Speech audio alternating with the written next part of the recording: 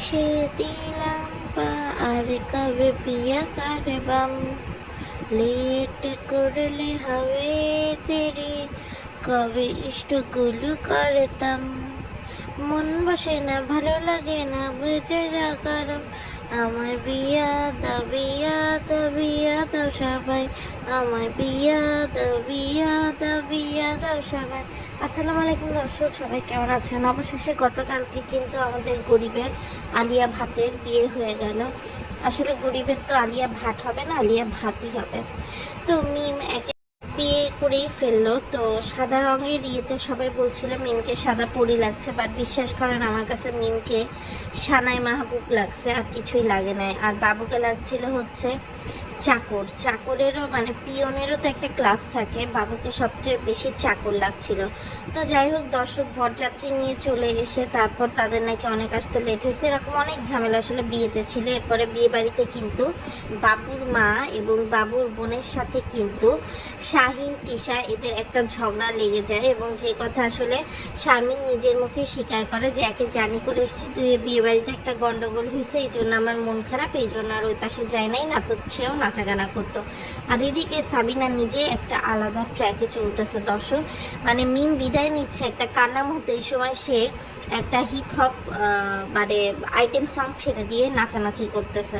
আবার দর্শক এমন একটা অবস্থা যে আপনার মিম বাবু মালা বদল করতেছে, বা তারা যে একটা ফর্ম কিনছে সেই ফর্মে যে থাম দিবে বা এরকম দিবে, এইখানে হচ্ছে কোনো মানে খবর নাই। আর আরিফ কোথায় গায়েব হয়ে গেল, একটা বিষয় চিন্তা করছেন? আরিফ নিশ্চয়ই সাবিনাকে রেখে অন্য কোথাও ভাগছে, কেননা যদি আরিফ শরীয়তপুর জাজিরায় থাকতো আমি শিওর যে বাবু হলেও পা ধরে হলেও নিয়ে আসতো।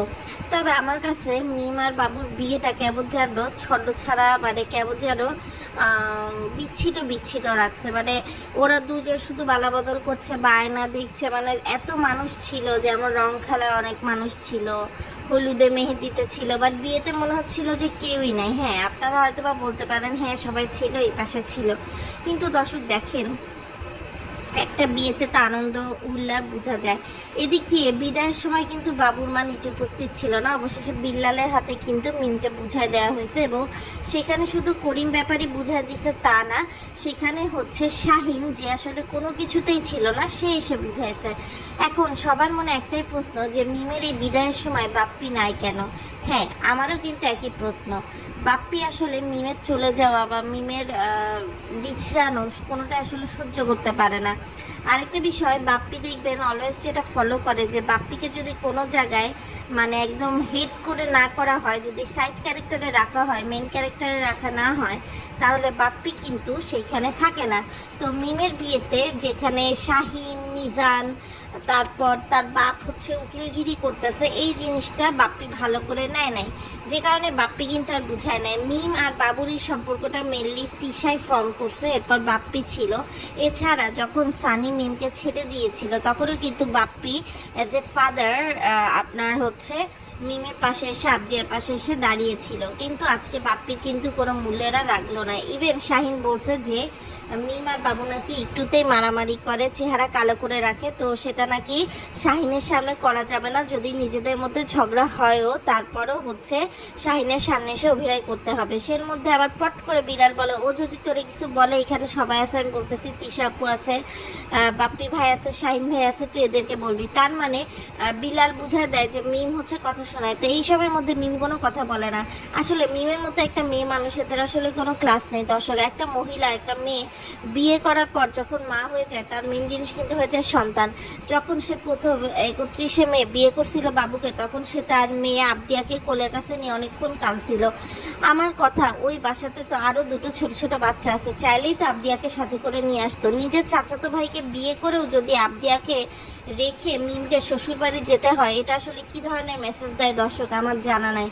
যেমন সাবিনা যেমনই বিয়ে করুক না কেন, সাবিনা কিন্তু বিয়ের পরেই হচ্ছে মরিয়মকে নিয়ে আসছে। এখন আপনারা হয়তো বা বলবেন, আপনি কি দেখতে গেছেন যে বাসরের দিন মরিয়ম ছিল কি ছিল না? এমন না যে মিম আর বাবু হচ্ছে একা কোথাও যাচ্ছে। আর আবদিয়া কিন্তু খুবই ছোট, আবদিয়াকে ঘুম পাড়ালে কিন্তু আবদিয়া নিজেই ঘুমায় পড়ে। আর ওখানে সারাফাত শারিফা ছিল, শারমিন ছিল, শারমিনের মা ছিল, আবদিয়াকে ম্যানেজ করার কোনো ব্যাপার না।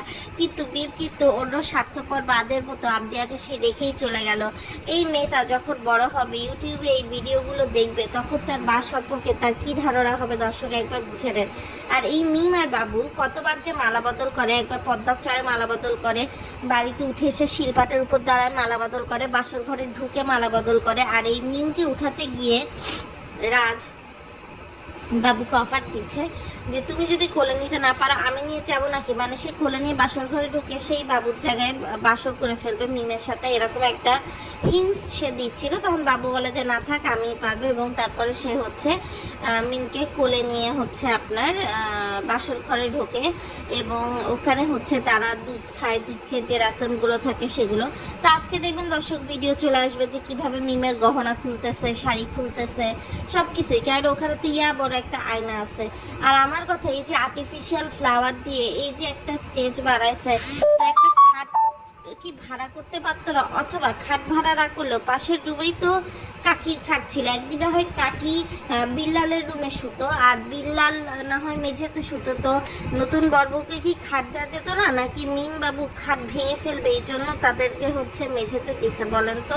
কেন মিম আর বাবু দুইজন মিলে যদি তাদের বাসর রাতে কর্মকাণ্ড করে তাহলে খাট তারা ভেঙে ফেলতে পারে।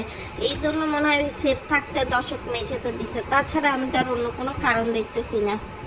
আর এই যে দর্শক দেখেন, তিশা তো একটা চিজ বাড়ি হে মাস্ত মাস্ত। সে যখন দেখছে যে শারমিন ভিডিও করতেছে তার ভাই আর মিম খাচ্ছে, এখন এই ভিডিও তো আর তিশার সামনে থেকে ওভাবে করতে পারছে না, তো সে কি করছে, পেছনে ইচ্ছা করে জোরে জোরে গান চালায় দিছে, যে কারণে শারমিনকে কিন্তু আলাদা ভয়েস দিতে হয়েছে যে ভিডিওটা দেখতে সুন্দর লাগছে না। আর তিশা পেছনে আসতেছে, যে কারণে শারমিন বলেই বসছে যে তিশা আপার যে কি হয়েছে, সে হচ্ছে গান বাজাচ্ছে, যে কারণে আপনাদের সাথে শেয়ার করতে পারলাম না। আর পুরো অনুষ্ঠানে কিন্তু আসলে আবদিয়া ছিল না। আবদিয়া এত বেশি ফটর ফটর করে কথা বলে দর্শক দেখবেন আবদিয়া কেমন যেন মনমোনা হয়ে আছে। মানে আবদিয়াকে এমন সিডাকশন ওষুধ খাওয়ানো হয়েছে দর্শক যে সে হচ্ছে তার শেষেই নাই, তার মা আছে না বোন আছে, শুধু ঘুমাচ্ছে শুধু ঘুমাচ্ছে। একজন মা হয়ে এরকম পাষণ্ড কর্মকাণ্ড যে কীভাবে করে, এইসব মায়েদেরই ওই যে আবার ডিপ ফ্রিজে ঢুকায় যে খুর করে ঢুকায় রাখে না, এইসব মিমদের মতো মায়েদের সাথে এরকমই করা উচিত বলে আমি মনে করি দর্শক, যারা নিজের সুখকে দেখতে গিয়ে বাচ্চার জীবন দেখে না। যেমন 11 দিনের আবদিয়াকে নিয়ে বাড়ি থেকে বেরোয় আসছিল, এরপর বিয়ে করে একটা নষ্ট জীবনযাপন করে এখন আবার বাবু সংসারে গেছে। তবে এটা খুব অন্যায় হয়েছে, নিজের পরিবারের মধ্যে বিয়ে করেও যদি আমি আমার সন্তানকে অধিকার দিতে না পারি, লানত সে বিয়ের উপর। এই জন্য কিন্তু শ্বশুর বাড়িতে এসেও মিম যে খুব বাহাবা কুড়াইছে তা না, মিমকে কিন্তু তার শাশুড়ি বরণ করে নেয় নাই, মিমকে কিন্তু মালা পরায় বরণ করছে রাজের মা। আমার কথা, রাজের মা এখানে এত প্রায়োরিটি কেন পাবে দর্শক? রাজের মা প্রায়োরিটি পেলে এখানে তো বিল্লালের শাশুড়িরও প্রায়োরিটি পাওয়ার কথা, তাই না বলেন?